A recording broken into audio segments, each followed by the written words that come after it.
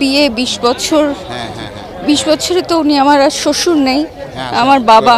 আমি আজকে এতিম, আমার কিছু বলার আর নেই। আমার মনে হয় পুরো দেশ একজন গার্জিয়ান হারালেন। মানে একটা মানুষ কখনো কাউকে হিংসা করেনি। আমি বিয়ের পর থেকেই তাই দেখলাম যে মানুষটি কখনো কেউ যদি তার পলিটিক্সে অনেক রকমের জিনিস থাকে, আমরা বরং অনেক সময় ভাবি এটা কেন হলো। উনি আমাদেরকে বলতেন যে আর না, নিশ্চয়ই কোনো কারণ ছিল, আমারই হয়তো দোষ ছিল। উনি কখনো আমাদেরকে শিখায়নি যে আমরা কারোর উপর রাগ করব, সমালোচনা করি। সম্মান করা শিখিয়েছেন। আমার বাবা আজকে আমি এতিম, আমরা আর কিছু তো বলার নেই, আমাদের একটা গার্জেন চলে গেল। আমার তো বাবা, উনি তো কত লাভিং মানুষ, সেটা সবাই জানে। কাজে ছেলে মেয়ের জন্য তো উনি আরও লাভিং। আর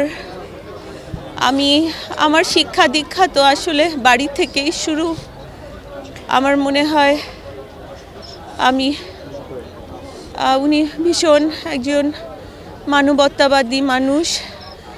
অসাম্প্রদায়িক চেতনার বীজ আমাদের মনে উনি রোপণ করেছেন, গান শিখিয়েছেন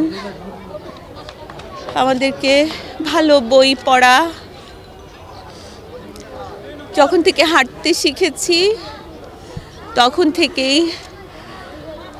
কথা বলা শিখেছি তখন থেকেই কিম ইল সুংয়ের নাম জানি, মাও সেতুংয়ের নাম জানি,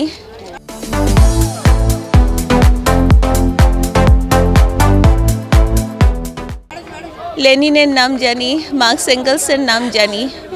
ওনার কারণে পরে যে খুব পড়েছি তা বলবো না, পরে এই পুঁথিগত বিদ্যায় ঢুকে গেছি, কিন্তু একটা ইন্টারেস্ট গ্রো করে দিয়েছিলেন। আর মানে সাধারণ মানুষের মতো করে থাকার একটা শিক্ষা দিতে চেষ্টা করেছেন। সবসময় বলতেন সাধারণ হওয়াটা একটা অসাধারণ ব্যাপার, সবাই সাধারণ হতে পারে না, সাধারণ হয়ে যদি চলতে পারো সেটাই অসাধারণত্ব, সেটাই অর্জন করার চেষ্টা করো। পরবর্তী ইভেন্ট কর্মচারী মহিলাদের দ্রুত হাঁটা 100 মিটার। ধর্মবর্ণ কর্মচারী মহিলা দ্রুত হাঁটা 100 metre, regardless of class and society, যে কোনো কর্মচারী ইচ্ছে অনুযায়ী অংশগ্রহণ করতে পারবেন। বুকে টেনে নিতে পারতেন কর্মচারী সবার বাচ্চাই ওনার বাচ্চা। আমি কি বলবো, আসলে আমার নিজের বাবা, আমি তো এভাবেই বলবো। আপনারা তো জানেন, সবাই আপনারা জানেন শ্রমিকের রাজনীতি করতেন। এটাই আমার সবচেয়ে বড় প্রাইড আসলে, যে